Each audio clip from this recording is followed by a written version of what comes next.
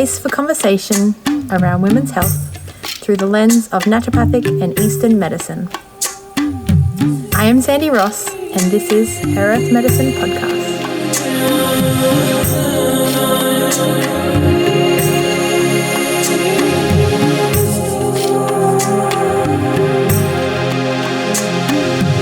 This podcast is multi-leveled, episodes for patient education to graduate practitioner level.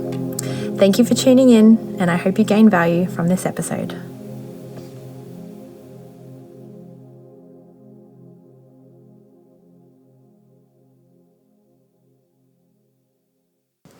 This is episode number 3 on the water element from a Chinese medicine perspective. The water element in Chinese medicine is in relation to finding stillness or the calmness within the element. The element's organ associations are the kidneys and the bladder. There is 27 acupuncture points on the kidney channel, starting from the bottom of the foot, coming up the inner thigh, the lower abdomen, and into the chest, and the bladder meridian starting in the eye, going over the back of the head, down the back of the neck, the back, down through the back of the legs, and then to the small toe.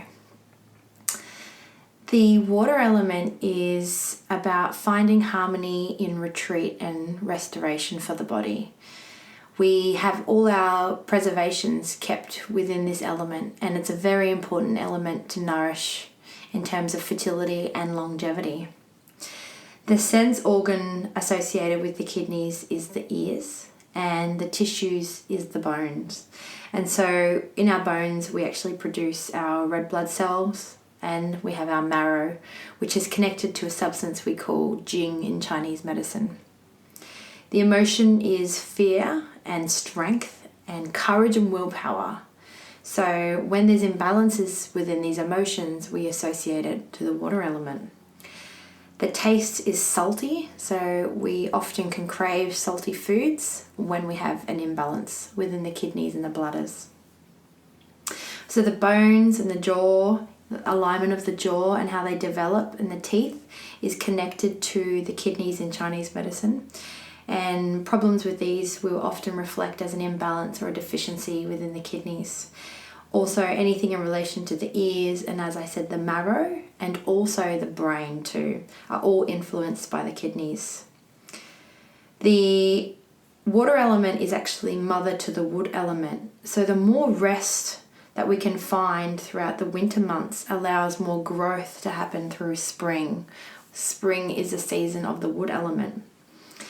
So the water element is all about coldness and contraction, and where activities all slow down and enter a rest phase in preparation for that onward movements once spring arises.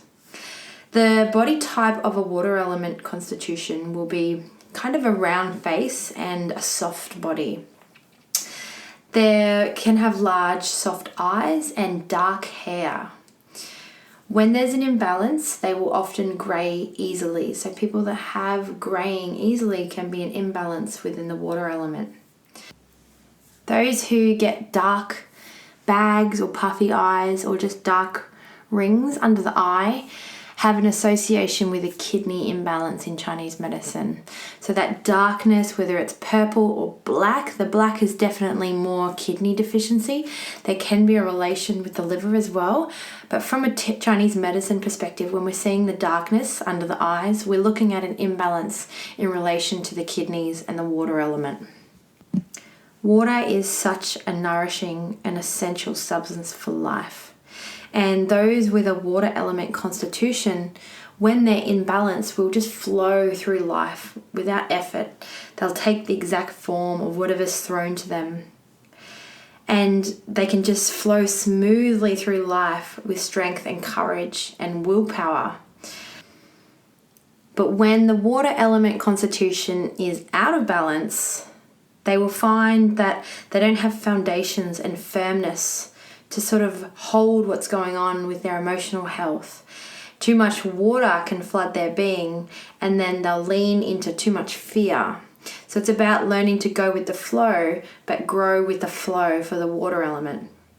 So when when out of balance for the water element, the fears start to arise, phobias, things like wetting the bed is associated with an emotional imbalance in the water element. Lack of willpower, so addictive tendencies can come into it a lot more too. In Chinese medicine, the kidneys actually house what we call our pre- and postnatal Jing and Qi. So this is sort of what I connect the prenatal to our DNA and our genetics. And so our ability for growth and reproduction, so fertility, is all housed within the kidneys in Chinese medicine. And so when we're working with fertility disorders, whether we're working with a female or a male, so sperm production, egg quality, all these factors can be treated through supporting and nourishing the kidneys in Chinese medicine. The thing about the kidneys is when we talk about our prenatal Jing, we can't actually change that. That's inherited. That's what we've got from the time of conception from our parents. But our postnatal Jing and Qi can actually be influenced through our food and our drink and our lifestyle factors. So whatever we do to look after ourselves will actually have a massive influence on the ability to make Qi and this substance Jing, which is like the vitality and our energy reservoir. And so our kidneys are like the reservoir. If we put too much stress on them, if we have too much sex, masturbation, all these things actually can drain these substances that are held within the kidneys, and it will tax the body's reservoir. When I actually studied in China, I remember the Shaolin monks where I studied would come out and say to the men, like most days, talking about masturbation and how when you ejaculate, you're actually losing so much of a substance that is really important for your energy production. And that's why, some athletes and boxers will withhold from sexual activity until their big fight or till their big event so that they can hold on to their reservoir of energy. And so it's really important when we're talking about the kidneys and fertility in Chinese medicine to understand the things besides what we're eating and what we're drinking from our lifestyle that can really affect the ability to hold on to our reservoir of energy. And so if you're born with our already predisposed kidney deficiency from a weakened, mother or father's constitution, then you've got to really set yourself up to have a healthy lifestyle even more. And this is where we see people that, drink and smoke their entire life and live a full life because they have a very good constitution and they must have inherited a very good prenatal Jing in Chinese medicine. But those people that do everything right and still get sick have a weakened predisposition because they've inherited a weakened kidney Jing or Qi. And so whatever they're going to do from the time of birth onwards is going to massively influence their quality of life. So it's so important to understand things like smoking and alcohol and sex and, all the fun things to some people might be really taxing to others. And the kidneys are really all about balance and just making sure that they're not taxed too much, because once you get that vital Qi substance to a low point, there's no coming back. It's a very hard thing to rebuild when you're at a very big state of deficiency in Chinese medicine. And so when we're working with fertility, we're usually giving herbs or doing acupuncture points or giving lifestyle amendments to support that reservoir of energy that can then go on to reproduce. And you cannot reproduce if you have a deficient kidney Qi. So something really important to think about is how you can put yourself into that state of Zen or retreat that we talk about. That's nourishment from a TCM perspective in connection to the water element. So those who have an imbalance with the water element will have symptoms, that run along the channel. So from the bottom of the foot, the channel runs the inner leg, up the pelvis and the lower abdomen into the chest. So we start to see when the body's too exhausted, it'll have lower back pain, weakened knees, frequent urination, menstrual and fertility issues, and low libido is another one. Anything in relation to the ears is also seen as a kidney imbalance. So we can have dizziness and vertigo and tinnitus also come up when there's a problem, especially a kidney deficiency. And sometimes you'll find that you've sort of been pushing your body and stressing your body out for too long that you start to actually notice that bit of tinnitus and that little ring in the ear. So when that comes up, it's always a sign to really step back and start looking at that reservoir of energy.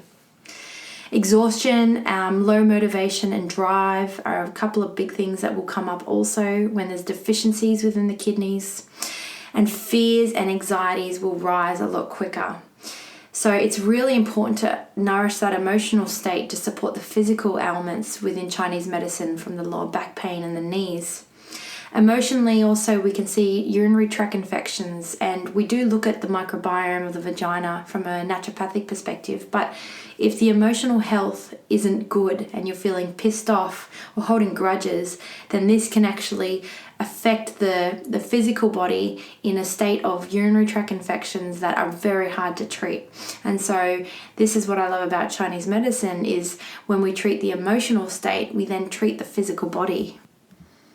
And so Chinese dietetic therapy can actually have a very influential aspect to supporting the reservoir of energy, and also just looking after the quality of life, because, you know, food is actually going to provide energy and substance for the body, and it's actually one of the ways that we make that postnatal qi. So if we have a poor diet and poor lifestyle factors, we're probably going to have poor qi production, and we'll be going off that kind of reservoir of our inherited prenatal qi. So you'll be taxing whatever your genetics are to keep your body going in a healthy state if you're having a poor diet or having poor lifestyle factors. And so a couple of things that really deplete what we call the jing, which is like our vitality in Chinese medicine, are smoking and alcohol and drugs. And so, you know, if they've been a big part of your life, then there's really more need for actual supportive herbs and dietary intervention to support that postnatal production of your energy now. And so when we talk about foods in Chinese medicine, we associate the color with the element, and the color of the water element is actually black and navy blue. So any of those beans, like your azuki and black beans and kidney beans, are going to be really good for that kidney qi. The flavor is actually salt, so anything salty is really nourishing for the kidneys. So seafood or anything from the ocean, especially your black things like kelp, are going to be amazing. So seaweed and adding kelp to your soups can be really tonifying for the kidneys. There's a lot of medicinal mushrooms out there. So shiitake is one that you can get that's very potent for supporting the kidneys. But most of your mushrooms have an influential aspect on the water element. There's actually a lot of mushrooms now that you can actually get from a health food shop and just put them into a nice warm drink. I've seen a few around that have got the name Jing on there, so they've got things that are going to be supportive for that kidney energy reservoir. Reishi is one of my favorite ones to use, and there's also cordyceps that you can use. But most of the mushrooms do have an influential aspect to the kidneys, so eating a wide variety is going to be really supportive. Anything from the water, as I said, especially duck, is actually one of the best meats that's supportive for the kidneys. And when we're talking about the jing, which is like that vitality, we use bones, anything bone marrow rich. The marrow is going to be really great for rebuilding and replenishing the kidneys. So if you are looking at supporting the body for fertility, these are the foods that you would like to be incorporating. Because it's associated with the winter months, we also look at having more of a cooked and a warm style of eating, and slow cooked and foods, cooked in a watery soup, casseroles and stews are going to be easily digested for the spleen, and then really supportive for helping make that kidney qi and the energy. We use a lot of herbs in Chinese medicine for supporting the kidneys, and also we use them in naturopathic medicine as adaptogenics. And so I didn't mention before, but the kidneys are like the adrenals in Chinese medicine. And so when there's a taxation to the adrenals, or that stress put on the body, it really depletes the kidneys in Chinese medicine. And so anything adaptogen like your withania and rhodiola, astragalus, holy basil, or one of my favorite Chinese medicine ones, which is Rehmannia, which is actually used in a traditional formula at a high dose for supporting the kidney qi when it's deficient, especially in those menopausal years. That's when we actually see the most common kidney deficiency diagnoses come in. And so, combining herbal medicine into your treatment to support the kidneys and the water element can be very supportive.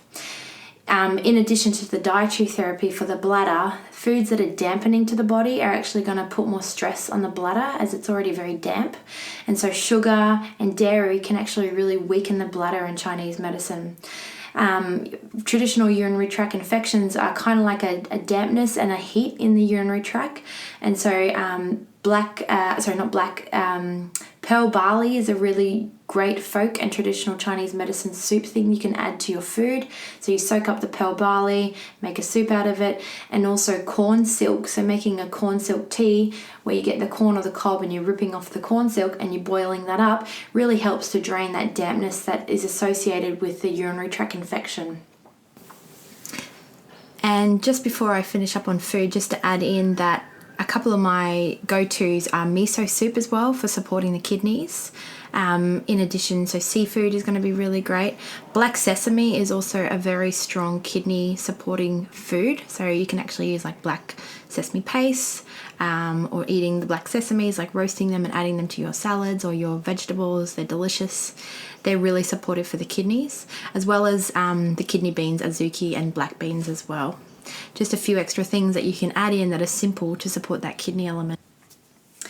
So to summarize what is going to be supportive for the water element in Chinese medicine, just to recap on some of the signs and symptoms to look for. So early graying of the hair or early aging is an imbalance with the kidneys, those dark circles under the eyes, lower back pain, weakened knees, frequent urination, low libido. They're all the symptoms to look out for with a weakened kidney qi in Chinese medicine. And so to support that, you need to look at that reservoir of energy. You know, what can you do to sort of put yourself into that winter state of hibernation or rest and retreat, to really look after the body and start slowing down. You know, eating warm cooked foods that are easy to digest, taking adequate rest when needed and saying no and creating those boundaries is a very important factor to consider for supporting that kidney qi. I like to think of the water element as when there's too many rocks in the river, it'll block the flow of that water. And so this is where it's important to make healthy boundaries and say no where needed, but also be fluid and relaxed in states where you need to be, because too many boundaries that you create within your head and mind can actually block that qi flow as well. And so removing all the obstacles and allowing an adequate flow of this energy to run through is like allowing that water to flow through the river.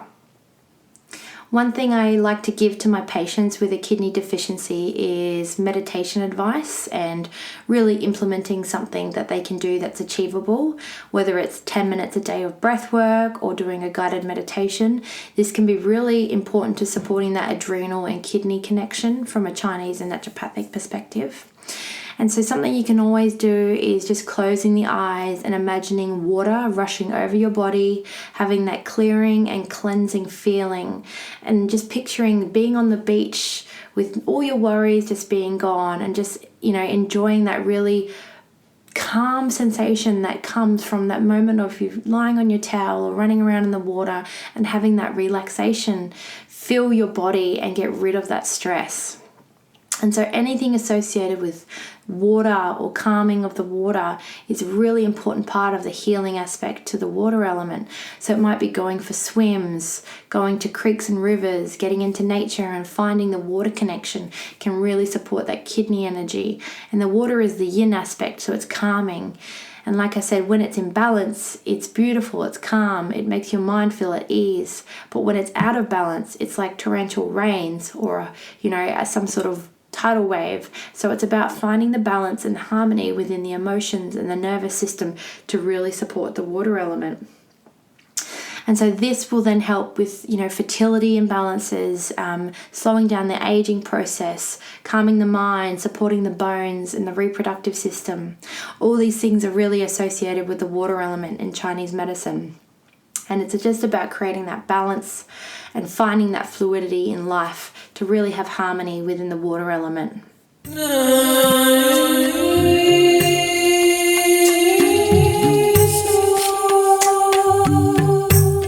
Thank you for listening. I have been a practitioner of naturopathic and Chinese medicine for over a decade. I have a Master's degree of Health Science and I am an academic lecturer at Australia's leading natural medicine college. I am available worldwide online for bookings. Simply go to sandyrosshealth.com.